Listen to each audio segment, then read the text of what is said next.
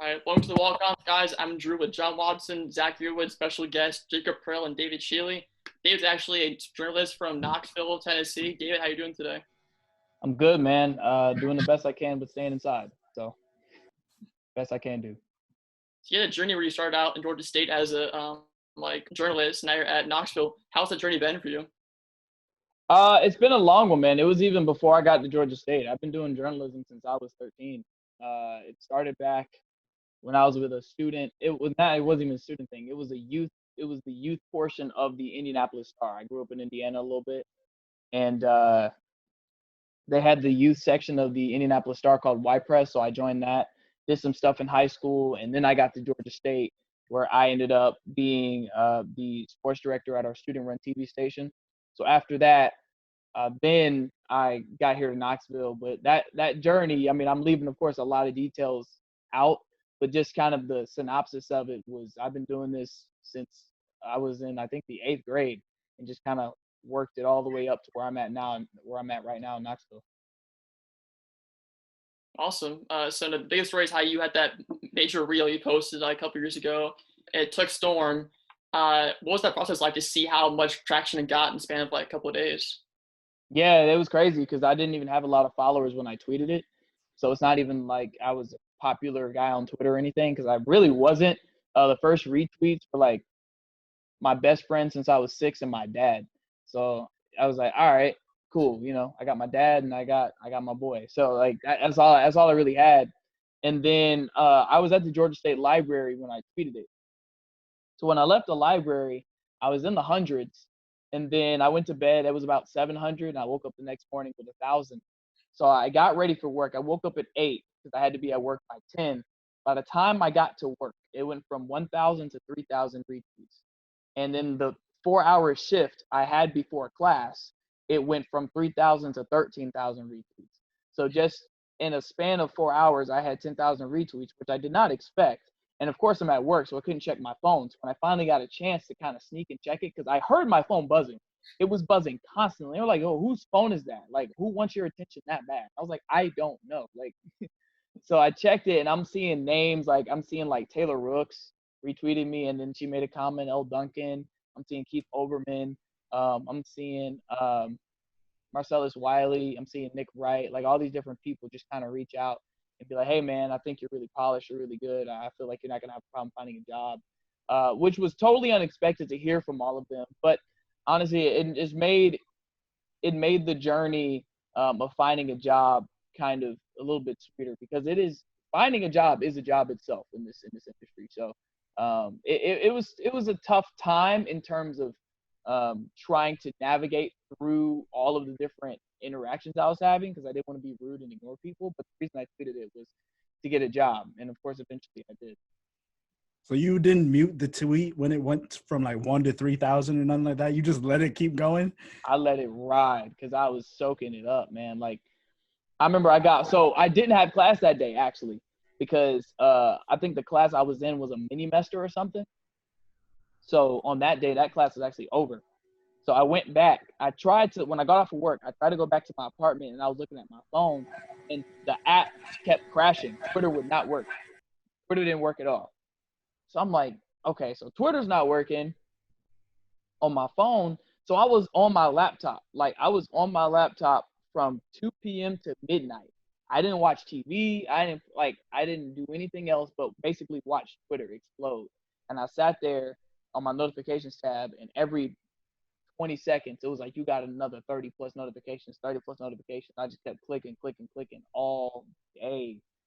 The DMs were going nuts of people. It was a mix of people looking for a job, but a mix of people who were also students who were like, yo, how did you get to this position? Like, you know what I mean? Like, I go to such and such school. I want to be where you're at. I'm hearing from people all over the country. And it was really overwhelming, but I would say overwhelming in a very positive way. All questions? So you guys had like a little like sports director of your little TV station on campus. Can you tell me a bit more about that?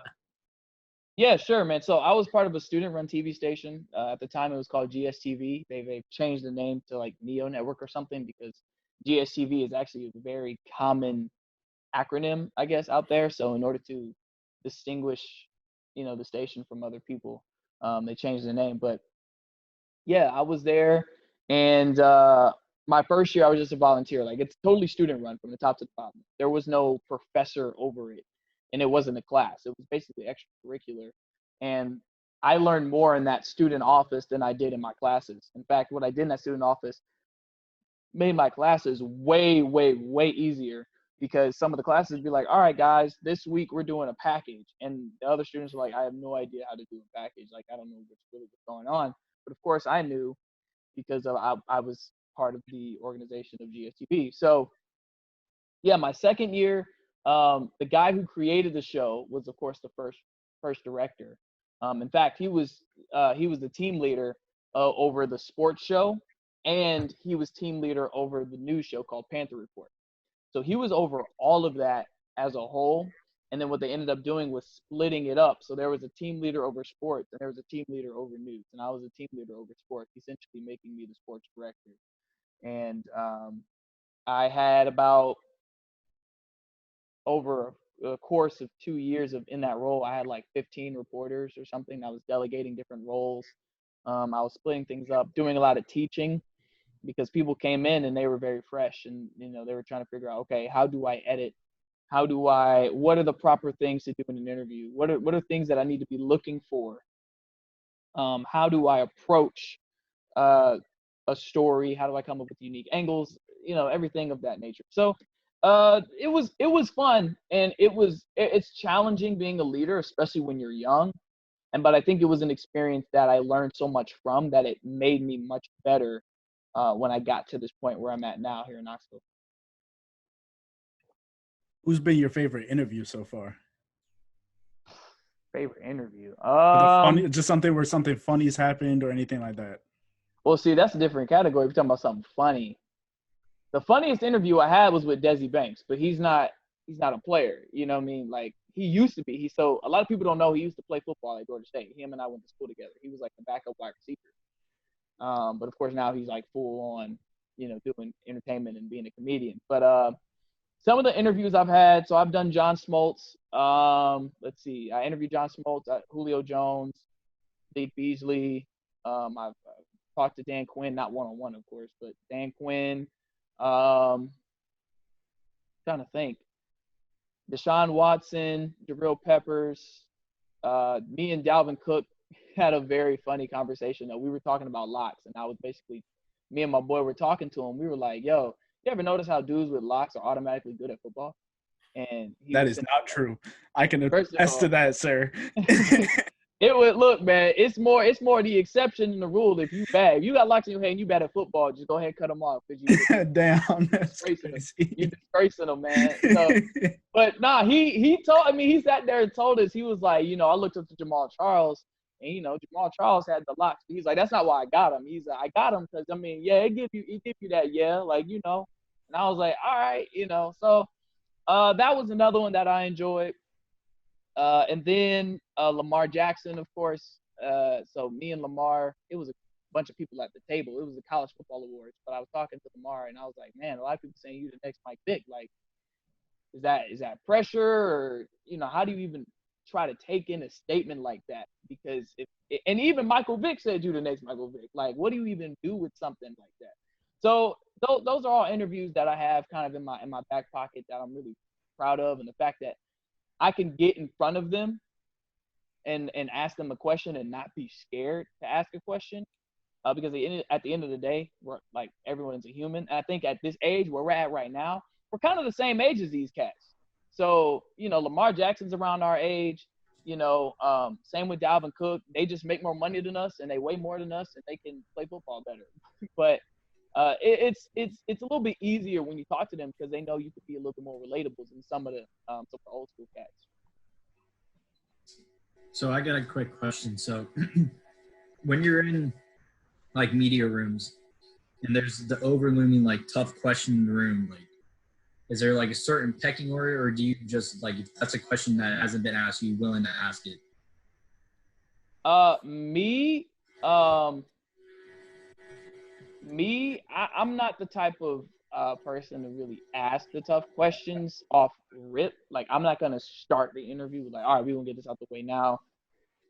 did you so and so and so breaking this violation, this rule? Like, Yeah. honestly, I'm not the type of guy that's gonna be on you, but if the question has to be asked, then I'm gonna have to ask it because no one else did. And then you kind of preface it with, hey, this has been floating around. What is your, what is your response to this allegation? What is your response to, this? And honestly, the way media is now, man, the coaches, the owners, or whatever, they see the question coming, so they kind of know it's coming. But it is tough. It is tough to ask those questions. But somebody else in the room usually asks that question if it needs to be asked. And some of the cats who are, they're old school, and they were back in the days where coaches used to scream and yell and all kind of stuff, and it was like normal for that to happen. So for them, they have really thick skin.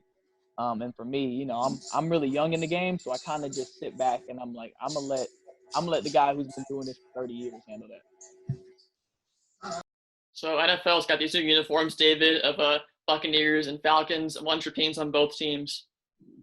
Sure. Well, I think what the Buccaneers did with their uniforms, I think, was a modern take on the classic uniforms. A lot of people were thinking it was going to be like the creamsicle things again, which I'm surprised that wasn't presented as one of the alternates.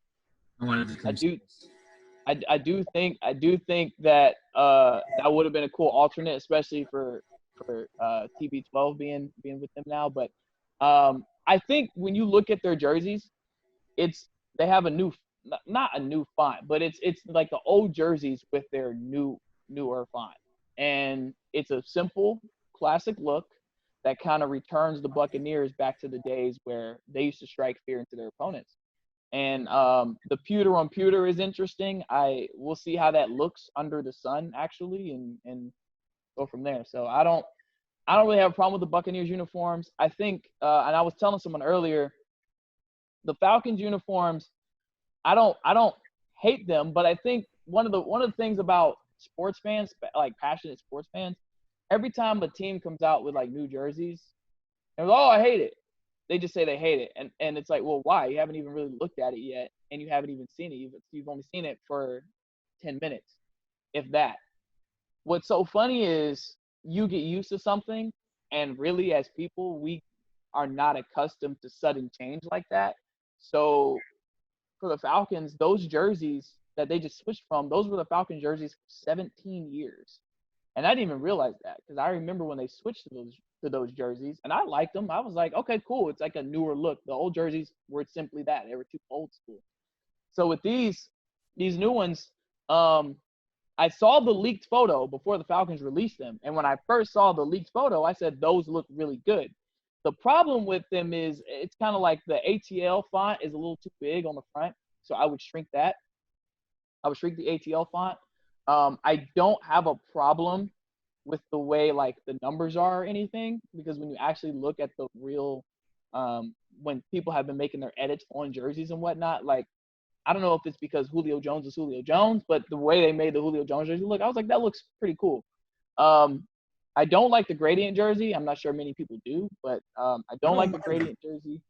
But I think, honestly, like, and I'm being real, the way it is every single time, change happens with a team's logo or a team's uniform, and everyone goes, I hate it. I hate it. I hate it. I hate it. And your eyes adjust, and you get used to it, and then everyone shuts up. It happened with the Hawks. The Hawks changed jerseys back in 2016, and they added out of nowhere. They were like, here's Bolt Green. Boom. They were like, we're going to have red, black, and green. I was like, those don't even go together. And I hated it. I was like, yeah, I saw the new jerseys. I saw the way they were gonna paint the court, and I was like, this is horrible. This is terrible. This is the worst thing the Hawks could have ever done. And you know what? My eyes adjusted. I got used to seeing them, and I was like, all right, whatever. I was like, maybe they're not that bad. Because at the end of the day, I don't care if you look good. If the Falcons go 3-13, our jerseys look good, I'm not gonna say that. We went 3-13. But if the Falcons were still wearing, their past uniforms, and they messed around and went 13-3, then you would say, okay, we're 13-3. I'm like, well, you know what? If we had new uniforms, then maybe we would have went 15-1. Like, people don't really say that. So I'm not worried about the uniform so much as I'm really more worried about the product on the field than how they look doing it. So when you see teams rebranding, and they post it on Twitter for the first time, you see a lot of people in the comments, they usually show like their version of something similar. Like with the Rams, for example, like how they had the Ram logo, but then someone else put the LA right there on the horn. I like that. Do you think that teams should look more to the community to help with branding, stuff like that? They should. I mean, first of all, the Falcons turned to the community to even name their franchise. There was a competition. They were like, name the Atlanta expansion team for the NFL. And Falcons ended up being the answer. And multiple people suggested Falcons, but some teacher said like a Falcon was like fearless and ferocious or something. And that's why they were called the Atlanta Falcons. Now, when I read about who they consulted different people in branding. They consulted former Falcons players, current Falcons players, people at Nike, Atlanta rappers. Like they consulted people who had a platform, but not necessarily the community. But I will say, again, I think a lot that I have learned over the years is like the community is going to sit there and complain and complain and complain. But guess what? When Todd Gurley officially gets his jersey and his number or whatever, that's going to sell. You know why? Because it's a Todd Gurley Falcons jersey, and people wanted that when he came out of Georgia. So the numbers aren't really going to lie. People can complain and complain and complain. And it's kind of the same thing with wrestling, Drew. We sit here and talk about, man, I can't believe this dude got over this, whatever. But here we are the next day watching Raw. So did anything really happen? Like, have we made any change? No. So we have more wrestling guys on this show, David. WrestleMania happened last Sunday. My pick for best match was KO versus Seth. I didn't even think about best match yet. Best match. I'll get back to you.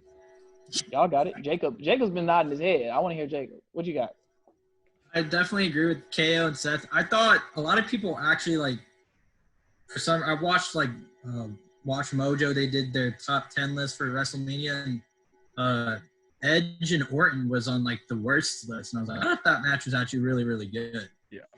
Just because like we haven't seen Edge in a while, and they had to be very creative with the performance center, like the workout ropes, and put an Edge through the workout ropes. I thought that was genius, and the ending could have been maybe a bit better than just. I think just him eating a chair at the very end, like hit him with a spear off, something like that. But I thought that was the best match. I also thought the Boneyard match was phenomenal. I thought the Boneyard match was great. So going back to Edge Orton, I like the match, and I understand why they didn't do any high-flying stunts like that because Edge is in his 40s. He's almost 50, and he's been through a horrific back injury. And it kind of limits what you can do as a wrestler. But going back to best match, I might have to agree with KO and Seth. Yeah, KO and Seth. I did like Lesnar versus Drew just because I was here for F5s and KOs, and and Claymores, and that's what I got. I got F5s and Claymores all night, so I was happy with that. I definitely agree. I think with Seth and KO, the first part of the match was meh, and then they made it no disqualifications, and that's where it got. 100%. Yeah, I would say the Boneyard match was really good because it was like a movie. Mm-hmm. So I am not one of those people like, oh man, here we are, Boneyard match. This is supposed to be a regular match. It's not. It's most definitely like it's a movie. Like, that's what we're watching. So from that perspective, I thought it was fantastic. I enjoyed. I really enjoyed the Edge versus Orton match. Although I do believe that match truly needed 70,000 people. Yeah. Because it needed, like, when you're in a match like that, you have to feed off of an audience. You just have to feed off of an audience. So but they still made it work because honestly, they were like, you know what? Let's get out of a place where it's noticeable where there's no audience. Let's just leave the part where there's chairs sitting here and there's no one sitting in the out of that. So they left. And they made the most of it what they could. And I think you have to just consider, Edge being over 40 and still doing bumps like that. He's jumping off of different things. It's totally dangerous. But, hey, he's doing it to entertain. That's what he loves doing. So, also, right after that, I was watching the Edge 24. Yes. Everything he had to do to get back. I think it's a little bit deeper than, like, the match itself. It was everything that was built into it. And Randy's one of his best friends. And Randy was there to protect him when he first came back. And Randy's one of the best workers because, I mean, he'll put somebody over if he really wants to. He can also bury you, but he can put somebody over if he really wants to. What'd you boys think of the Firefly Funhouse match? Because I've heard some mixed reviews about it. I thought it was ridiculous. But then, like, I was kind of re-looking at it. I was like, I thought it was really funny that they were going through his old stuff. Like, when he came out as the prototype, I'm like, wow, we're going way back. Like, think about it as, like, it being methodical and him going through some, like, hallucinations, and he just couldn't touch Bray Wyatt, basically. And kind of how, like, the Wyatt family was originally started and all that. I thought that was really cool. But the fact that they kept trying to say it was a match, and I was like, I think a bunch of our expectations was the weird maggots thing at WrestleMania 33 in Orlando, right? 34. And I think that's what everyone expected, and they got this. And, like, David keeps saying, like, the whole change aspect, everyone's going to say it's bad, but then, like, going back, I'm like, it was decent. I'm in the exact same boat as you, Jacob. My knee-jerk reaction to it was that it was a goofy, it was just a goofy production to just fill some time around the rest of the matches. But when I watched it a second time, you go back and you kind of almost relive John Cena's career through that match, and you get to see what he went through. Like you said, prototype, then you got Word Life, and you got just hearing Thugonomics again just took me back to a simpler time in my life. And that alone was beautiful for it, but I could see why people don't appreciate the match. That's our WrestleMania coverage, though, for the show. David, thank you for your time today. Appreciate you taking time to talk to us about whatever, man. Thank you so much. Thank you so much, problem, man. Yeah, no problem, guys. All right. Thank you, David. We'll go on to our segment in a couple of seconds. All right. So back, thank you again to David Schiele for his time talking about how he came to be in Knoxville. Talking about WrestleMania. Now we're on to the UNF topics. So I did a story today on UNF's top 5 wins this past year. I have my list, but I want you guys to discuss your top games this past year. So Top games? You can go ahead. I was just repeating myself. Okay. I don't have a top 5, but I have a couple really good ones. I heard you say you didn't have a soccer one in your list, so I'm going to start off with the soccer game. UNF men's soccer, ASUN quarterfinal at Liberty. They were down 2-0 early in the game, 43 minutes in, and it stayed that way until the 88th minute when Torian Went scored his first goal of the game, or he scored his only goal of the game. Then Zane Bub at 88:59, and then the game went to overtime.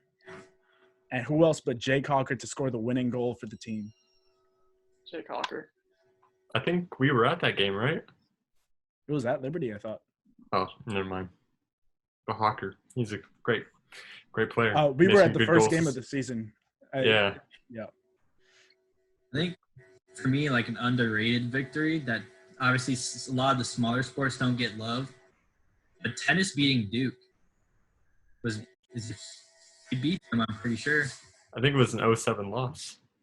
Did they lose, or was it women who beat Navy? Women beat Navy and the other team that they played. That was a big one. Ooh, I gotta get fact checked here, people. Yeah, that Duke match. I talked to the men's tennis coach, and he was like, "Yeah, we kind of got humbled, you know." And it was a tough one. An ACC team, yeah.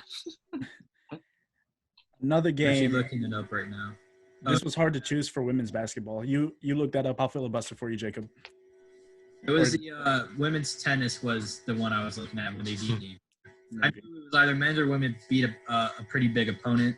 Yeah. So men's tennis. Yeah. But women's tennis beating Navy, I thought was huge for a program that just got a new coach as well.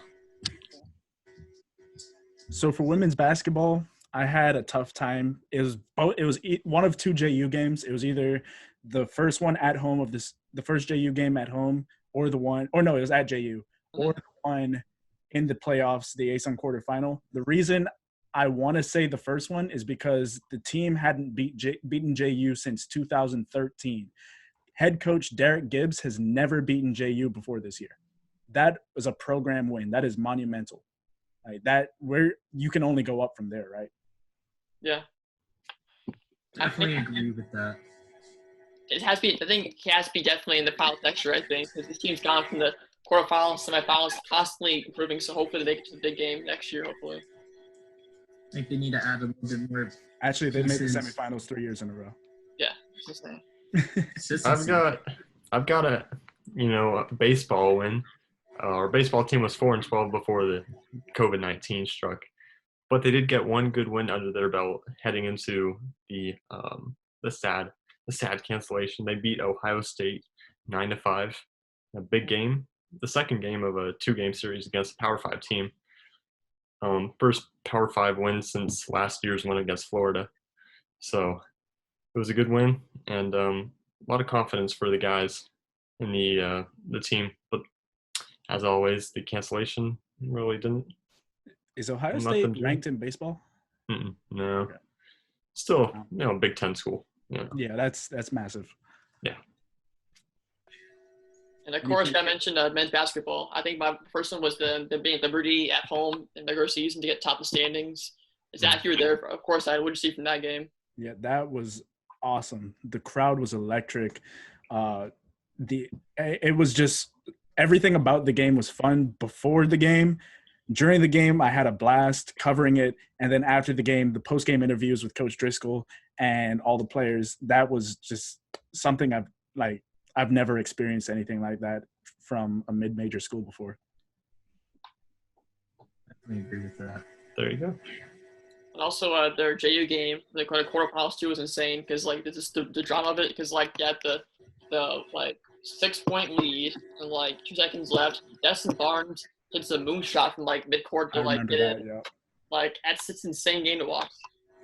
JU didn't they hit 4 threes in a row to end that game? And yeah. It was, oh my goodness, that was ridiculous. And it was all Destin Barnes too, wasn't it? Yeah. Destin Barnes went on a streak.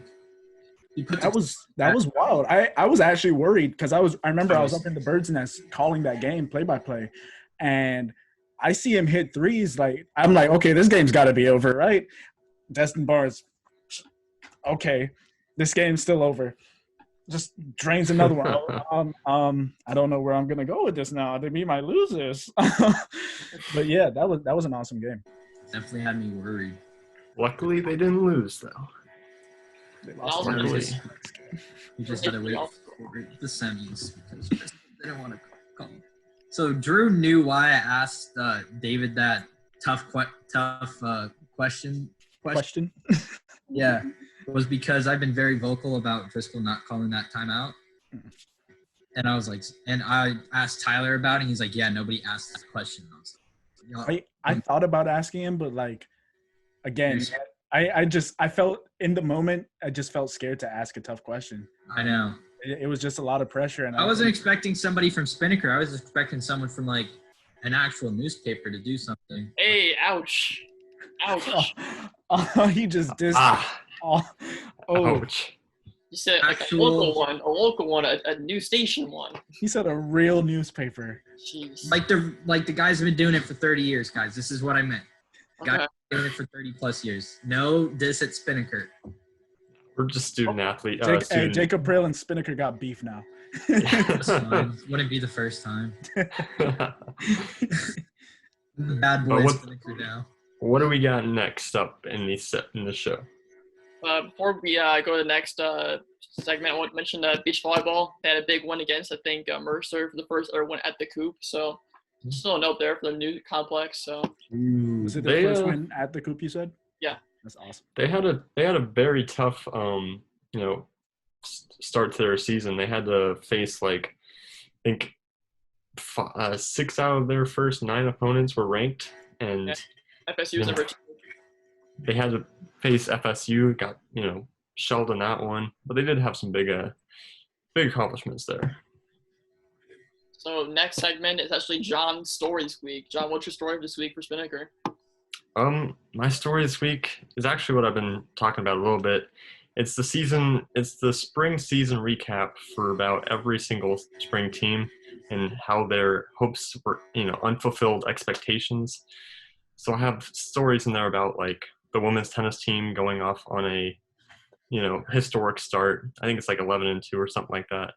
And Lucia Montano, a senior, just absolutely tearing up the singles and doubles. They had some big wins.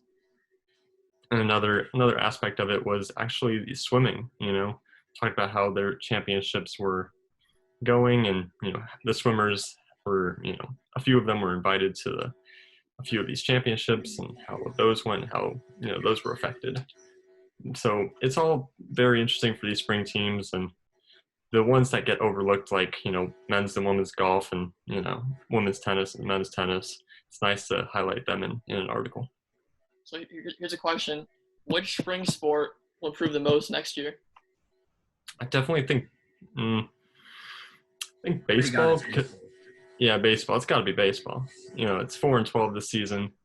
They didn't have many highlights except for the Ohio State match, and they have the most improvement to make because all the other teams had good records except for probably women's track and field. All the other teams have pretty good records. How did the seniors specifically react to hearing that their season was going to be done and that they had no closure? Yeah, I talked to Brandon Wrights of the baseball team for an article, I think it was a week ago, and he said that he was gonna. They were all pretty shocked, and Coach Parenton got the news, and they brought him in his office, and he was like, "Hey, your season's shut down," and he did. A few weeks went by, and he did give the seniors the option to make the return, for the next season with, the money and money aspect. I won't get into that, but it's just like Brandon Rice, he's going to come back for his MBA. So I think a lot of seniors are going to, benefit from the eligibility as well. I agree with that. It's just a really difficult decision to make for some of these guys and girls who they can choose to either go out into the real world and get their 9-to-5, or they can keep living their dream of college athletics and possibly pursuing a professional career if they get one more good season or something like that. So it's really sad just seeing what this pandemic has done to the sports world as a whole. Yeah, I'd like to talk to some of the track and field athletes who didn't get to play the whole outdoor track and field season, because the indoor season's only like a few events, like 2 or 3, and then the outdoor season's probably like 6 or 7 events. So it's really, I just want to kind of like talk to them and see like what their thoughts are about how all this went down. I think the team with the biggest upside though next year was basketball. Women's basketball? Yeah. Women's basketball, I agree. Is Jazz Bond going into her senior season, I believe? She is. Okay. And Tiffany Tolbert's going to be a junior, and they brought on 5 freshmen along with the supporting cast that they had before, which includes players like Emma Browerman and Retta Moore, who picked up a scholarship right before this last season. So there's some really big things coming for the basketball program, and they've improved in win total every season since Coach Gibbs got there, and it's just looking like it's going to go up, especially with Gulf Coast losing 3 of their seniors who were all conference. I do agree that women's basketball has very high upside as well, but softball does too. They went on a very, very hot start. Program wins beating Virginia Tech and Purdue. Morgan Clausen pitching no-hitter, right? Every game. Like 9-inning no-hitter. Pitching is there. Like, they did lose a lot of seniors last year. They lost Navia Penrod. They lost Domenico Kokuza. Like, those are big bats that you're losing from your lineup. And, they did get a lot of transfer people in, that helps. And the team is relatively young. So I think they can repeat the magic. Not so much to improve, but I think let's not sleep on softball either and not give them their proper due diligence. I do want to kind of bring this question up. Obviously, this whole pandemic and the NCAA granted back the extra year of eligibility. Like, how does that make for other student athletes feel that are not seniors? Because obviously they understand the whole what's happening in the world. Those people are getting 5, maybe 6 years now if they medical redshirted, and they're only going to get 4 years maybe. I don't think the younger players, like the juniors going up to be seniors, are going to mind because, one, they get to spend an extra year with teammates that they probably love. Yeah. 2, it's not really going to affect them that much. Yes, they lost a season, but they still get to come back and prove it. It's not like their last season was just ended because of something like this. So I see where you're coming from with that question. I just don't think it's going to be a huge like bone of contention for any of the athletes. I think that's the biggest issue with the eligibility is the money that John mentioned earlier. That money is huge, and like, have y'all been seeing the graphs about like how much revenue's been lost? Like, it's a lot of money teams have been losing, especially if you're a big program. Like for baseball, like Arkansas, where I'm living, like University of Arkansas is big into baseball specifically. They sell out a lot of games and like lost all that. South Carolina's probably the same because they're also a pretty big baseball school.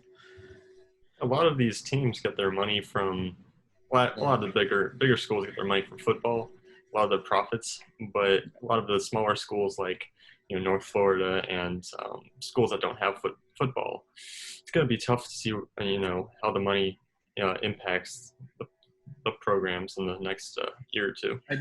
I do want to mention this, Drew. Or am I okay to talk a little bit, or do you want to move on? You're fine. I have a quick so we all knew we were all going to the CIT, right? UNF was going to go to the CIT. There's a good chance, yes.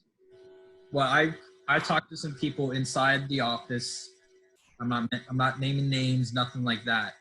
But like, I was hearing relative numbers that we were going to pay to be in this tournament. And we were going to lose money because we're buying into this tournament.